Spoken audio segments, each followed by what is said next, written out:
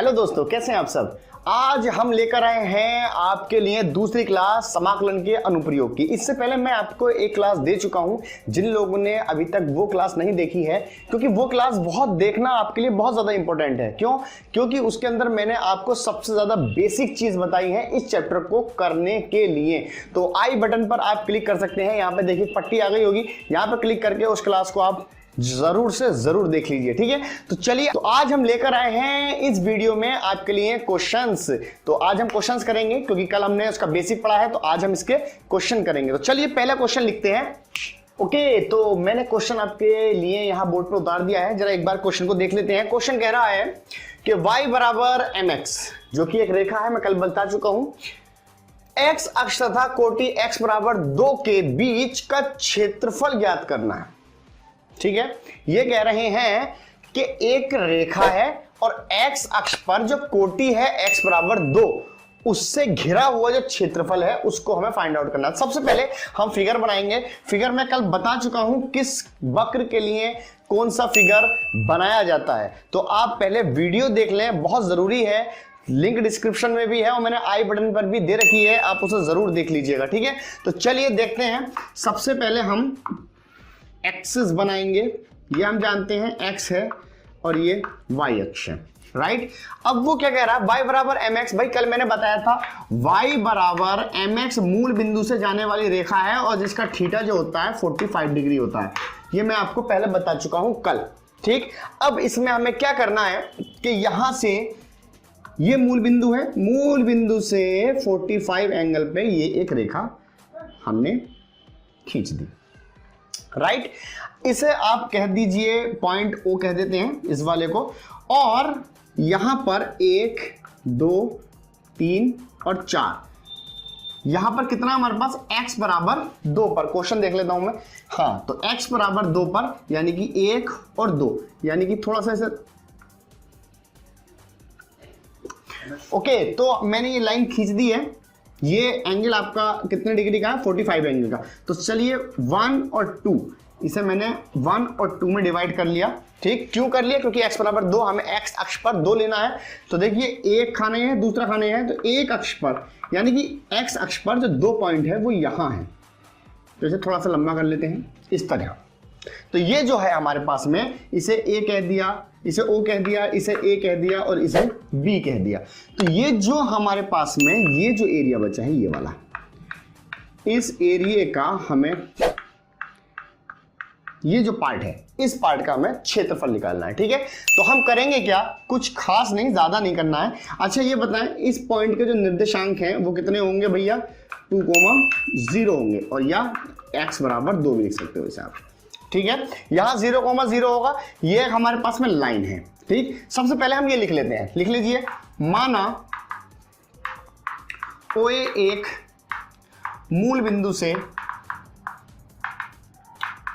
जाने वाली रेखा है,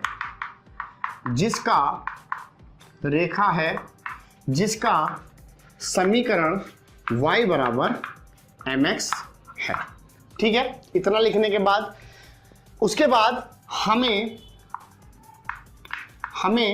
आकृति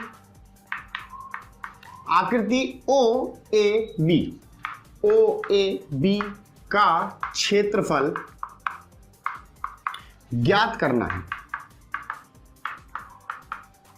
इतनी बात हो गई। ये हमें सपोज इतना हमें हर क्वेश्चन के अंदर करना होगा।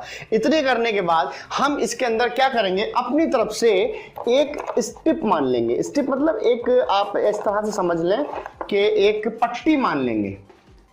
मान लीजिए मैंने यहां पे एक कोई पट्टी मान ली है, ताकि आपको थोड़ा अच्छे से दिख सके। मैंने इसलिए अलग चौक का यूज किया हुआ है यहाँ पर। ये इस तरह से, ये मैंने पट्टी मान ली है। इसे थोड़ा सा मैं डार्क कर देता हूं ताकि और अच्छे से आपको समझ आए ये वाली चीज। देखिए, मैं क्वेश्चन बहुत आसान वे में सिखा रहा हूं आपको। इस क्वेश्चन से आपके लिए बहुत सारी हेल्प होने वाली है, इसलिए बने रहे वीडियो के अंदर, ताकि आप लोगों को शुरू से और जीरो लेवल से क्वेश्चन करना आ सके कि हम किस तरीके से स्टेप बाय स्टेप क्वेश्चन करते हैं और किस टाइप से हमारी मार्किंग होती है एग्जाम के अंदर। तो देखें, ये मैंने एक स्ट्रिप मान ली है, ठीक, एलिमेंट्री स्ट्रिप कहते हैं इसे इंग्लिश में। तो हुआ ये कि ये जो मोटाई है इसकी यहां से लेके यहां तक ये बहुत छोटी है, बहुत बारीक सी है। तो मान लिया मैंने ये जो मोटाई है हमारी, तो जी हमारे पास में मोटाई है, तो मोटाई देखिए एक्स अक्ष पर है। जब एक्स अक्ष पर है तो इसकी मोटाई मैंने मान ली एक्स, लेकिन ये बहुत छोटी है तो इसलिए मान ली मैंने डी एक्स। आपको शायद दिखाई नहीं दे रहा होगा लेकिन ये dx लिखा हुआ है, ठीक है, dx।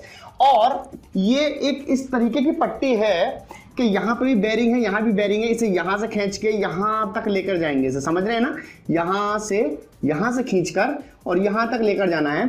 और ये जो इसका ये पार्ट है मतलब इस तरीके से है कि हम इसे लेकर जा रहे हैं, मतलब ऊपर वाले एरिया पे लेकर जाएंगे तो ये अपने आप बड़ी हो जाएगी और जब नीचे को दबती हो जाएगी तो ये छोटी हो जाएगी। मतलब एक इस तरीके से इसमें स्प्रिंग फंसा हुआ है, ऐसा मान ले रहे हैं थोड़ी देर के लिए कि इसके अंदर स्प्रिंग है। जब हम इधर ला रहे हैं तो ये पतली हो जाती है और जब इधर लेके आते हैं तो ये इस तरीके से चौड़ी हो जाती है। तो जितने एरिया में ये पट्टी हमारी इस तरह से चल रही है उस एरिया को हमें फाइंड आउट करना है, ठीक है। हम मान लेते हैं कि ये जो है y अक्ष पर जा रही है, ऊपर को, ऊपर y तो जा रही है, तो इसकी जो लंबाई है वो हमने y मान ली थोड़ी देर के लिए, ये y मान ली हमने, ठीक है। और ये जो लेंथ है हमारी ये कितनी हो गई, dx हो गई। तब हम क्या लिखेंगे यहां पर,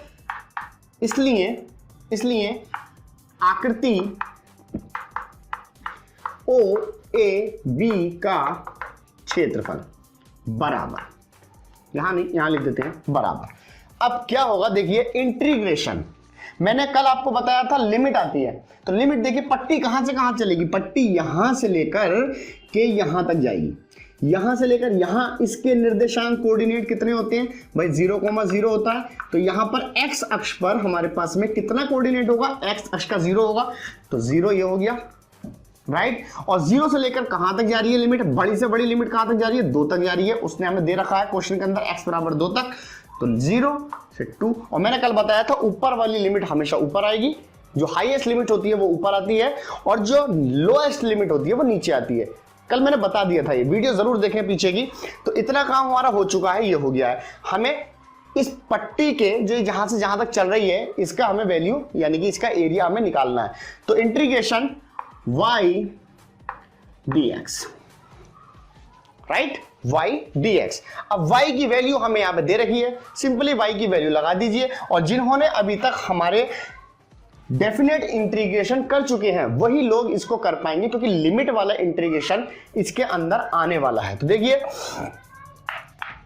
इंटीग्रेशन 0 से 2 f की वैल्यू y की वैल्यू लगा दीजिए mx, और यहां पर हो जाएगा आपका dx। m कांस्टेंट है, बाहर आ जाएगा, 0 से 2 x dx।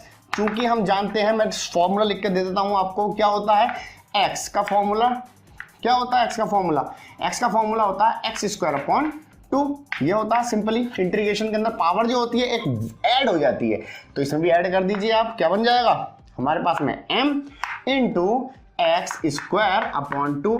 और लिमिट जैसी है, लिमिट की लिमिट लगा दीजिए। इसमें प्लस c ऐड नहीं करते हैं क्योंकि ये डेफिनेट इंटीग्रेशन है, ठीक। इसके बाद m, यहां लिमिट ऑपरेट कर दीजिए। पहले upper limit minus lower limit, तो upper limit minus lower limit इस तरह से खुल जाएगा, ठीक। 2 दूनी 4 होते हैं हमारे पास में, तो ये m यहां हो जाएगा 4/2 और ये तो 0 हो गया, इसे छोड़ दीजिए आप, खत्म। तो 2 दूनी 4, तो इसका मतलब कुल मिला के क्या गया हमारे पास में 2m। तो हमारे पास में एरिया जो आ गया वो आ गया 2m, यहां लिख देंगे वर्ग इकाई। तो ये इस तरह से हमारे पास में आंसर हुआ करता है। तो इस तरह से हम ये सॉल्व करेंगे, तो जल्दी से आप देख लीजिए, फिर उसके बाद आगे बढ़ते हैं। ओके, तो आई थिंक आपके वो पिछला वाला सवाल समझ आ गया होगा, बहुत हल्का सवाल था वो। और हल्का सवाल इसलिए लगेगा वो आपको क्योंकि उसकी बेसिक क्लास आप सीख चुके हैं। जो मैंने पहले आपको बेसिक क्लास दी है, यानी कि कल जो आपको मैंने बेसिक क्लास दी थी, उसके अंदर इस चैप्टर का पूरा निचोड़ है। अगर आपने वो क्लास नहीं ली है तो आप पहले उसे जल्द से जल्द लें, उसे पक्का करें। जो हमसे आज जुड़ रहे हैं वो पहले पिछली वाली क्लास पक्की करें। आई बटन में उसका लिंक है, लिंक डिस्क्रिप्शन में भी है। तो अब हम नेक्स्ट क्वेश्चन की तरफ आगे बढ़ते हैं। जरा क्या कह रहा है जरा समझ लेते हैं। इंपॉर्टेंट क्वेश्चन है, बहुत ज्यादा इंपॉर्टेंट क्वेश्चन है। एग्जाम्पल नंबर 2, वृत्त ये मैं कल बता चुका हूं एक वृत्त का समीकरण होता है जो कि मूल बिंदु से आता है, बताया था ना। वृत्त x square plus y square equal to a square का क्षेत्रफल ज्ञात करो, जबकि ए वृत्त की त्रिज्या है, सिर्फ इतना दे रखा है, ठीक, ए वृत्त की त्रिज्या है। तो चलिए जल्द से जल्द देख लेते हैं इसे कि किस तरीके से क्वेश्चन हमारा होगा। सबसे पहले हम इसका डायग्राम शो करेंगे, तो डायग्राम ड्रॉ कर लेते हैं। ये ऐसा वृत्त है जो मूल बिंदु से होकर जाएगा, जिसका केंद्र मूल बिंदु पर स्थित होगा, राइट। यहां पर ये 0,0 यानी कि मैं थोड़ी देर के लिए इसे O मान लेता हूं, ये मान लिया मैंने, राइट। इसकी जो त्रिज्या है वो ये हो गई A, ये x अक्ष है, ये y अक्ष है। अब ये बताएं कि इस पॉइंट के निर्देशांक क्या होंगे, क्या होंगे, a,0 होंगे, क्योंकि ये वाली डिस्टेंस a है तो ये a,0 होगा, राइट। अब हमें एक बात बताएं, बहुत आसान है, ये जो मूल बिंदु पे हमारा इसका केंद्र है, तो इसका मतलब ये हो गया कि ये वाली डिस्टेंस भी a होगी, ये भी त्रिज्या है, ये भी त्रिज्या है और ये भी त्रिज्या है। इसका मतलब ये दोनों अक्षों के लिए सममित है, सिमेट्री है। मतलब जितना यहां जा रहा है उतना ही यहां जा रहा है, यानी कि जितना इस अक्ष पर है उतना ही इस अक्ष पर है, उतना ही इस पर और उतना ही इस पर, यानी कि चारों अक्षों पर या चारों चतुर्थांश पर ये सिमेट्रिक है, यानी कि सममित है। अब जब सममित है तो जितना क्षेत्रफल इसका होगा उतना ही इसका होगा, उतना ही इसका होगा, उतना ही इसका होगा, राइट। अब हम चारों का तो निकालने से रहे, चारों का निकालेंगे तो बहुत देर हो जाएगी। हम क्या काम करेंगे, एक का निकाल देंगे, 4 से मल्टीप्लाई कर देंगे, हमारा आंसर तैयार हो जाएगा। क्यों, मैं बताता हूं। मान लीजिए कि इसका 2 आया क्षेत्रफल, थोड़ी देर के लिए हम जानते हैं कि मूल बिंदु पे ये त्रिज्या तो ये भी त्रिज्या, यानी कि ये भी इतना ही पार्ट होगा जितना ये है, मैं बता चुका हूं सिमेट्री है, तो ये भी 2 हो गया, ये भी 2 हो गया, ये भी 2 हो गया, चारों 2 हो गए, तो कितना हो गया भाई, इतना वक्त इसमें लगेगा, इतना इसमें लगेगा निकालने में, इतना इसमें, इतना इसमें। तो कुल मिला के बात ये हुई कि हम एक पार्ट निकाल लेंगे, अगर इन सबको भी जोड़ लेंगे हम तो कितना आएगा, 8 आ जाएगा हमारे पास में, आ जाएगा। लेकिन अगर हम इस तरह से करें, थोड़ा चतुराई के साथ या थोड़ा दिमाग लगाए करें कि भाई इसका 2 आया है, सारे पार्ट एक बराबर हैं, तो 2 से 4 की मल्टीप्लाई कर दीजिए तब भी 8, देखिए आंसर दोनों का सेम है। तो हम क्या काम करने वाले हैं, एक का निकालेंगे, 4 से मल्टीप्लाई कर देंगे, आंसर आ जाएगा, ठीक है। तो चलिए देख लेते हैं जल्दी से किस तरह से। सबसे पहले हम क्या लेंगे, एक स्ट्रिप लेंगे जो कि ये है, एक छोटी सी स्ट्रिप, ये रही। थोड़ा डार्क कर देते हैं इसे ताकि आप लोगों को दिख जाए, ये थोड़ी डार्क हो गई, राइट। मान लिया कि ये जहां पे स्ट्रिप है उस बिंदु के निर्देशांक x, y है। अच्छा, ये x, y पिछले वाले डायग्राम में जहां हमने स्ट्रिप मानी थी वहां पर भी लिखना था, मेरे याद नहीं रहा, आप लोग अपनी कॉपी में अगर आपने उतारा है तो वहां पर लिख लीजिएगा, ठीक। इसकी जो मोटाई है वो हम क्या मानेंगे, फिर से वही dx मानेंगे, और जो लेंथ है इसकी, जो ये वाली लेंथ दिखाई दे रही है, इसे हम y मान लेंगे। समझ रहे हैं आप। तो चलिए माना लिख लेते हैं सबसे पहले कि माना x square plus y square equal to a square एक ऐसा वृत्त है जिसका केंद्र O तथा त्रिज्या A है, राइट। इस वृत्त के केंद्र के निर्देशांक 0,0 है, ठीक। तब भाई 0,0 है, ये बात तो खत्म हो गई। तब हमने क्या माना, हमने क्या मानी है, एक स्ट्रिप मानी है तब, या फिर हम पहले ये लिख लेते हैं कि तब हमें वृत्त का क्षेत्रफल इक्वल टू फाइंड आउट करना है, राइट। राइटिंग में थोड़ा ध्यान मत दीजिएगा, क्योंकि राइटिंग जो है मैं इसलिए थोड़ी गंदी आ रही है क्योंकि मैं बहुत फास्ट लिख रहा हूं, क्योंकि मैं थोड़ा आपका टाइम बचाना चाहता हूं। अब यहाँ पे साफ साफ लिखूंगा तो फिर लंबी वीडियो बन जाएगी, तो मैं सोच रहा हूं कम से कम आप लोगों को वक्त लगे, जो मैं बोल रहा हूं वही लिख रहा हूं, आपको मेरे लफ्जों पर, अल्फाजों पर ध्यान देना है, और यहाँ पे तो लिखा हुआ है ही, आप आराम से समझ सकते हैं, ठीक। उसके बाद हम क्या काम करते हैं, जो स्ट्रिप मानी है तो लिख लेंगे माना एक स्ट्रिप लिखो या पट्टी लिख लीजिए, एक पट्टी जो कि px, y पर स्थित है तथा जिसकी चौड़ाई dx और लेंथ यानी कि लंबाई y है। समझ रहे हैं? यानी कि मोटाई जो है वो x है, dx है, क्योंकि बहुत छोटी है ना, छोटी के लिए dx, d लगा हुआ d, और यहाँ ये थोड़ी सी लंबी है तो ये y हो गई। अगर ये भी छोटी होती तो हम इसमें भी dy लगाते, लेकिन इससे कंपैरिजन करी जाए तो ये थोड़ी सी बड़ी है, इसलिए यहाँ पे y लिया गया है। ठीक, उसके बाद ये हो गया। तब पट्टी का क्षेत्रफल इज इक्वल टू क्या होगा भाई? लंबाई गुणा चौड़ाई, ये हो गया। राइट, अब हम क्या करने वाले हैं, देखिए इसे मैं a कह देता हूं, इसे मैं b कह देता हूं, तो OAB ये पार्ट बन जाएगा। OAB सिर्फ इतने पार्ट का हमें क्षेत्रफल निकाल लेना है, इतने पार्ट का। तो इतने पार्ट का निकाल लेते हैं भाई। ये पट्टी है, पट्टी यहां से लेके यहां तक जाएगी। देखिए ऐसे करके जाएगी ना, फिर ये ऐसे करके इधर को आएगी तो ऐसे बढ़ जाएगी, ऐसे फिर ऐसे। तो हम पट्टी का क्षेत्रफल निकाल लेंगे। हमें पता है कि पट्टी यहाँ पे जितनी जाएगी उतने पे एरिया पे कम होती चली जाएगी। यहाँ का सब एरिया हम जोड़ लेंगे। जोड़ने के लिए हमें लिमिट का यूज करना पड़ेगा। लिमिट हमारी 0 से लेके 1 तक दे रखी है, तो बस सिंपल हो गया। तो चलिए लगा लेते हैं। अब आकृति, कौन सी आकृति? OAB का क्षेत्रफल। तो क्षेत्रफल बराबर इंटीग्रेशन, यहां से काम की बात आई, इंटीग्रेशन। देखिए लिमिट कैसे लगाएंगे, ये इंपॉर्टेंट है। ठीक, लिमिट ऐसे लगाएंगे कि देखिए पट्टी हमारी यहां से चलनी शुरू होगी, यहां से चलेगी, यहां से यहां पे तो 0,0 होते हैं ना, तो x की लिमिट चाहिए हमें। तो लिमिट हो गई नीचे वाली 0, यहां से चलनी शुरू होगी और ये कहां तक जाएगी? यहां तक जाएगी। यहां के निर्देशांक क्या है भाई? इसके देखो x अक्ष के, x बराबर a ही तो है, तो a। बात समझ में आ गई? 0 से a हो गई। और उसके बाद जो पट्टी का क्षेत्रफल है y dx, ये आ जाएगा। राइट, y की वैल्यू हम हमेशा यहां से निकालेंगे जो हमें वृत्त या कोई भी वक्र जो दिया हुआ है। ठीक है, तो y का मान निकाल लेते हैं। तो चूंकि ऐसा करके लिखेंगे, चूंकि x² + y² = a², यहां से x को इधर भेज दीजिए आप, तो y² = कितना हो जाएगा? a² - x²। अगर यहां से मैं केवल y की वैल्यू निकालूंगा तो ये आ जाएगी अंडर रूट में, कितनी आ जाएगी? a² - x²।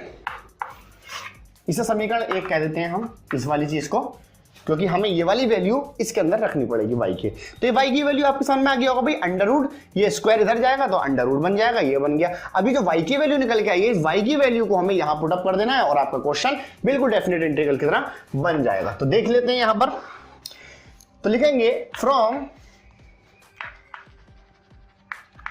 इक्वेशन फर्स्ट उतार लेते हैं, 0 से a y dx।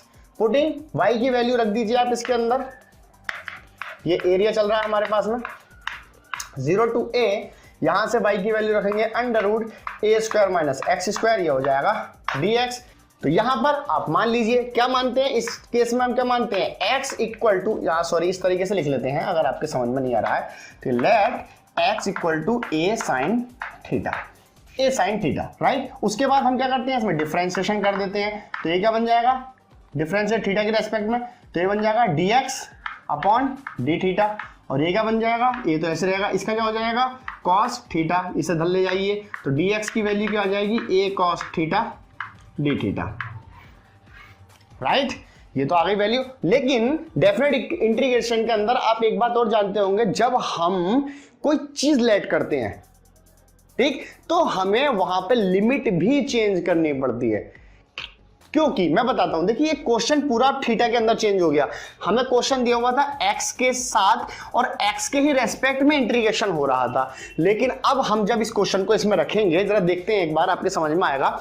ये dx की जगह पे रख दीजिए वाली वैल्यू, राइट, और x की जगह पे वाली वैल्यू रख दीजिए। तो देखिए क्वेश्चन क्या बनेगा हमारे पास में, 0 से a बना, और यहां से आप रखेंगे तो ये बन जाएगा a² - x² की जगह पर आ जाएगा a sin थीटा का स्क्वायर। आप समझ गए होंगे। और मल्टीप्लाई के अंदर भाई ये क्या है, dx है, dx की वैल्यू हमारे पास में क्या है, ये है, तो इसे लिख देते हैं। ये मुझे इधर का रफ करना पड़ेगा, शायद आप लोगों ने उतार लिया होगा, तो मैं थोड़ा सा इसे रफ कर देता हूं यहां से, ठीक। तो यहां पे मल्टीप्लाई में कितना आ जाएगा भाई, a cos theta into D theta, ये आ गया हमारे पास में। देखिए dx की जगह पर हमने ये वाली वैल्यू यहाँ पर पुटअप कर दी है। ये इंटीग्रेशन सिर्फ इतना है, राइट। अब देखें पूरे सवाल में से x तो खत्म हो गया, जिसके रेस्पेक्ट में था x वही खत्म हो गया, थीटा के रेस्पेक्ट में आ गया। तो अब मुझे आप ये बताएं कि लिमिट तो x की थी, तो यहाँ पे x की लिमिट कहां लगेगी जब x ही नहीं है, तो इसके अंदर जब थीटा की लिमिट है तो थीटा की ही लिमिट होनी चाहिए, जब थीटा के रेस्पेक्ट में चल रहा है क्वेश्चन। तो अब इसे चेंज करेंगे और लिमिट को क्या करेंगे, हम बदल देंगे। तो देखिए कैसे बदलेंगे, मैं ये रफ कर रहा हूं ताकि ये तो आपके समझ में आ गया होगा। अब हम पहले, क्योंकि ये गलत था, लिमिट हमारी गलत थी, अब हम क्या करेंगे, चेंज द लिमिट, यहां लिखना पड़ेगा चेंज द लिमिट, ये लिख दिया हमने। या लिमिट चेंज करने पर ऐसे लिख सकते हैं। देखिए कैसे करेंगे, x की वैल्यू 0 थी, x की लिमिट 0 थी, ठीक है, इसमें रख दीजिए जहां पर हमने लेट करा है। तो x बराबर, कहां लेट करा है, x बराबर a साइन थीटा लिखा है ना, तो यहाँ पे x यहाँ पे 0 रख दीजिए आप, तो ये कितना हो जाएगा 0 बराबर a साइन थीटा। a को इधर ले जाइए तो a इधर जाएगा तो 0 में पहुंच जाएगा, तो यानी कि साइन थीटा इक्वल टू 0 हो जाएगा। और साइन थीटा की यानी कि साइन में 0 वैल्यू जो होती है वो साइन 0 डिग्री की होती है, साइन से साइन कैंसिल हो गया, तो थीटा की वैल्यू कितनी हो गई, थीटा की वैल्यू हो गई 0। बात समझ में आई। तो एक लिमिट आ गई हमारे पास में, जब x की वैल्यू 0 थी या x की लिमिट 0 थी, तो थीटा की वैल्यू कितनी आ रही है हमारे पास में, 0 आ रही है, ठीक है। अब क्या होगा, मैं इसे थोड़ा सा इधर से रफ करना पड़ेगा मुझे, आपने उतार लिया होगा, ठीक। तो अब हम यहां से क्या कर रहे हैं, थोड़ा इधर को चलेंगे, तो ये बात आपके समझ में आ गई होगी।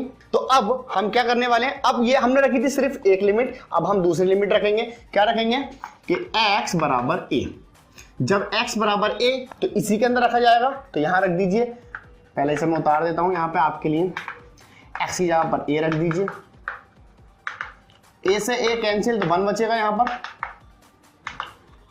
1 की वैल्यू कितनी होती है आप ही बता दो भाई, साइन 90 की तो होती है, 90 को हम π/2 ही तो लिखते हैं, साइन से साइन कट गया तो थीटा बराबर π/2 ही तो हो गया। तो अब जो आ गई हमारे पास में लिमिट, वो क्या आ गई जरा बताइयो, बताओ, यहां पर आ जाइए।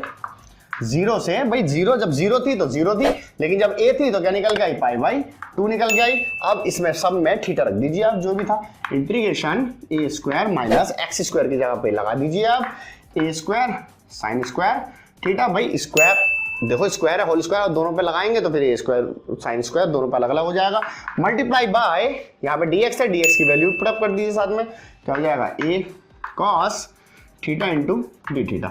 इतना काम हो गया हमारे पास में, बस कुछ नहीं करना, यहां से एक कुछ कॉमन आ सकता है, ए स्क्वायर कॉमन आएगा, 1 माइनस के साइन स्क्वायर थीटा बचेगा, इसे आप ऐसे लिखा रहने दें।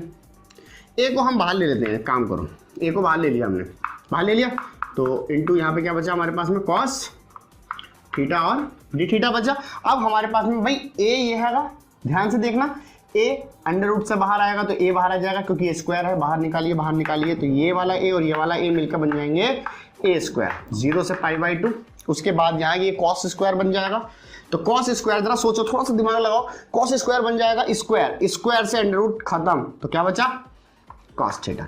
अगर नहीं समझ में आ रही है तो दोबारा ऐसे करके लिख लीजिए, cos square theta, cos theta D theta. तो यहाँ स्क्वायर से स्क्वायर कट जाएगा हमारा, तो कितना बचेगा जरा सोचें, a स्क्वायर इंटीग्रेशन 0 से π/2, और ये हो जाएगा cos थीटा और इंटू ये वाला cos थीटा डी थीटा। तो एक बार जल्दी से देख लें, फिर इसे मुझे रफ करना है, ये वाला पोर्शन में रफ कर देता हूं, ठीक है। तो यहाँ पे बचता है हमारे पास में a स्क्वायर इंटीग्रेशन 0 से π/2, और ये हो जाएगा cos स्क्वायर थीटा। हम जानते हैं इंटीग्रेशन के अंदर कि cos स्क्वायर थीटा का कोई फॉर्मूला होता ही नहीं है, ठीक। तो इसके लिए हमें इस कंडीशन में क्या करना होगा, cos 2a के फॉर्मूले से हमें ये फाइंड आउट करना होगा। तो चूंकि में हम जानते हैं कि cos 2 थीटा इक्वल टू जो होता है हमारे पास में, होता है 2 cos स्क्वायर थीटा माइनस 1। जिन लोगों ने डेफिनेट इंटीग्रल पढ़ा है या जिन लोगों ने उसके क्वेश्चंस करे हैं, तो वही इस क्वेश्चंस को या इस चैप्टर को कर सकते हैं, ठीक है। तो उस सबसे पहले आप डेफिनेट इंटीग्रल जरूर पढ़ लें इसके लिए। तो यहां से हम अगर कॉस स्क्वायर की वैल्यू निकालेंगे तो कॉस टू थीटा इसे इधर ले आइए, प्लस 1 हो जाएगा equal to 2 cos square theta. इस 2 को हम अपॉन में ले जाएंगे तो देखिए कॉस स्क्वायर थीटा की वैल्यू आ गई है, तो यहां लगा देंगे हम सिंपल। तो ए स्क्वायर इंटीग्रेशन 0 to π/2 यहां पर आ जाएगा हमारा कॉस 2 थीटा प्लस 1/2, तो ये आ जाएगा और यहां पर आ जाएगा फिर डी थीटा। नेक्स्ट अब ये 1/2 आप ले लीजिए बाहर को, ए स्क्वायर अपॉन 2 इंटीग्रेशन 0 से π/2 और यहां हो जाएगा कॉस 2 थीटा प्लस 1 और ये डी थीटा। अब देखिए यहां अलग इसके साथ और इसके साथ अलग, अंदर मल्टीप्लाई कर दें आप सिंपल। तो यहां बचेगा हमारे पास में ए स्क्वायर अपॉन 2 इंटीग्रेशन 0 से π/2 क्या हो जाएगा कॉस 2 थीटा डी थीटा, इधर से इसकी मल्टीप्लाई हो जाएगी। फिर उसके बाद प्लस 1 से करेंगे तो सिंपल पहले लिख लीजिए ए स्क्वायर अपॉन 2 इंटीग्रेशन 0 से π/2 और फिर 1 और ये हो गया डी थीटा। आई थिंक आपके समझ में आ गया होगा। मतलब ये हुआ कि इस पूरे की हमने पहले इसके साथ मल्टीप्लाई करी, इसके साथ, तो ये लिख दिया। फिर इस पूरे की इसके साथ मल्टीप्लाई करी और इसके साथ करी तो ये आ गया, राइट। उसके बाद ओके, तो हम जानते हैं कि कॉस थीटा का, इसे मन में थोड़ा थीटा मान लीजिए, कॉस थीटा का जो इंटीग्रेशन फॉर्मूला होता है वो क्या होता है हमारे पास में, वो होता है साइन थीटा, और जो थीटा की मल्टीप्लाई में है वो आ जाता है अपॉन में। ये आप लोग जानते होंगे 0 से π/2 हमारे पास में लिमिट है, थोड़ा पाई ठीक से बना लेते हैं। उसके बाद प्लस ए स्क्वायर अपॉन 2 यहाँ पे 1 जिसके रेस्पेक्ट में है, थीटा के रेस्पेक्ट में है, तो ये आ जाएगा π/2। तो ये हमारे पास में इंटीग्रेशन ओपन हो गया है। तो इसे एक बार देख लें, फिर यहाँ पढ़ते हैं आगे को। इसके बाद हम आगे बढ़ते हैं, जरा देखें हम लिमिट ऑपरेट करते हैं, लेकिन पहले 2 को बाहर ले लीजिए आप। तो ये हो जाएगा ए स्क्वायर अपॉन 4, भाई 2 बाहर आ गया तो लिमिट सिर्फ इसके साथ बची हमारे, क्या बची कि साइन 2 थीटा और 0 से π/2। उसके बाद प्लस यहां से प्लस ए स्क्वायर अपॉन 2 और थीटा की वैल्यू यहां पे लिमिट को ऑपरेट कर दीजिए, अपर लिमिट माइनस लोअर लिमिट, तो π/2 माइनस 0 ये हो गई। ऐसे ही यहां पर लिमिट ऑपरेट कर दीजिए आप,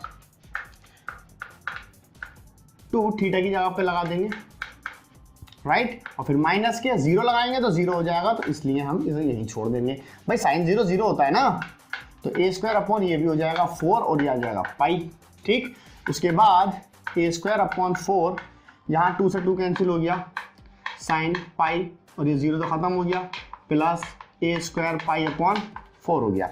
ओके, तो अब हम आगे बढ़ते हैं, जरा देख लें ए स्क्वायर अपॉन 4, हमें अगर 180 की वैल्यू नहीं याद है तो हम निकाल सकते हैं। कैसे निकाल सकते हैं, 90 प्लस 90 डिग्री लगा लीजिए, और ये ए स्क्वायर पाई अपॉन 4 चल रहा है, तो यहाँ ए स्क्वायर अपॉन 4, यहाँ पे साइन 90 प्लस थीटा जो होता है हमारे पास में वो होता है कॉस 90 यानी कॉस थीटा, ए स्क्वायर पाई अपॉन 4। कॉस 90 की वैल्यू कितनी होती है भाई, कॉस 90 की वैल्यू होती है हमारे पास में 0, तो कॉस 90 की वैल्यू 0 होती है हमारे पास में, तो ए स्क्वायर पाई अपॉन 4 की वैल्यू 0 हो गई, यानी कि हमारे पास में बचा केवल ये।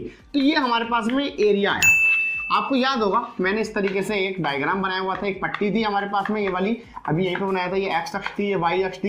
तो ये जो आया है इस वाली एरिया का आया है, इस वाले पोर्शन का क्षेत्रफल जो आया वो ये आया है। कितना आया इस वाले पोर्शन का, ए स्क्वायर पाई अपॉन 4। अब भाई एक पार्ट का हमने निकाल लिया है, 4 से मल्टीप्लाई कर देंगे, मैंने शुरू में आपको बता दिया था वीडियो के, 4 से मल्टीप्लाई कर देंगे तो चारों का निकल आएगा। तो क्या लिखेंगे, 4 पूरे वृत्त का क्षेत्रफल equal to 4 into a square pi upon 4, भाई 4 से 4 कैंसिल, तो क्या बचा ए स्क्वायर पाई, यहां लिख देंगे वर्ग इकाई, लीजिए ये हो गया आपका आंसर। इस तरह से आपका आंसर आता है, एक बार चेक कर लेते हैं, बिल्कुल करेक्ट आंसर है। तो चलिए उतार लीजिए जल्दी से। ओके, तो आई होप आप लोगों के ये क्वेश्चन समझ में आए होंगे। आज मैंने इस वीडियो में आपको 2 क्वेश्चन कराए हैं, राइट, और इसमें पहला क्वेश्चन तो बहुत इजी था, लेकिन दूसरा क्वेश्चन काफी लेंथी था। ठीक है, तो आपको अच्छे से प्रैक्टिस करनी है इन क्वेश्चंस की। मैंने आपको प्रोसेस बता दिया है, किस तरीके से मेथड काम करेगा, किस तरीके से वर्क करेगा, वो मैंने आपको इसमें हर चीज A to Z, इसमें हर चीज मैंने आपको बता दी है। अब आपको करना क्या है, इन क्वेश्चंस की जो मैंने आपको कराए हैं, इन क्वेश्चन की आपको करनी है रिवीजन, बार बार बार बार बार बार रिवीजन करना है, समझ में लाना है। इतना रिवीजन करना है कि ये चले ये ना चले, समझ रहे हैं, क्योंकि ये चलेगा तो आपको रुकना पड़ेगा, पेन सोचना पड़ेगा। इतनी प्रैक्टिस कीजिए कि ये चलना चाहिए। जिस तरीके से हम गिटार बजाते हैं ना, तो दिमाग नहीं चलता है उसमें, उसमें सिर्फ हाथ चलता है। या हम कोई साइकिल चलाते हैं तो उसमें दिमाग लगाना नहीं पड़ता, साइकिल चलाने के लिए पैर ऑटोमेटिक ही चलते हैं। या फिर हम कोई बाइक चलाते हैं तो उसमें दिमाग लगाना नहीं पड़ता है, उसमें हमें पता चल जाता है हमारे हाथों को कि कहां ब्रेक लगानी है, कहां हमें रेस देनी है, कहां क्लिच दबाना, राइट। इसी तरह से आपको इतनी प्रैक्टिस करनी है कि हाथों को पता चल जाना चाहिए कि कहां पर कौन सी लाइन आने वाली है, ठीक है। रटने में और रिवीजन करने में और पक्का करने में जमीन आसमान का फर्क होता है, ठीक है। तो आई होप आपके क्वेश्चन समझ में आए होंगे। मैं ऐसी ही अगली वीडियो भी लेकर आऊंगा, उसमें हम आगे के क्वेश्चन को टच करेंगे। चूंकि ये वीडियो काफी लंबी हो जाएगी अगर एक क्वेश्चन और करा दिया मैंने, ठीक है, क्योंकि ये वीडियो मेरे ख्याल से 20 या 25 मिनट से तो ऊपर चली गई होगी अब तक। तो इन क्वेश्चन के आप रिवीजन करें, मैं अगली एक्सरसाइज में हम नेक्स्ट क्वेश्चंस के ऊपर बात करेंगे, ठीक है। तो लाइक कर दीजिए वीडियो को, अच्छी लगी है तो, और चैनल को हमारे सब्सक्राइब कर लीजिए, और साथ ही साथ घंटी के निशान को जरूर प्रेस कर दीजिएगा, क्योंकि घंटी के निशान की वजह से ही आपके पास नोटिफिकेशन आएंगे हमारे, ठीक है। जब भी मैं यहां से वीडियो अपलोड करूंगा आप तक नोटिफिकेशन जरूर पहुंचेगा। तो जल्दी से सब्सक्राइब कर दें। मिलते हैं एक नई वीडियो में, तब तक के लिए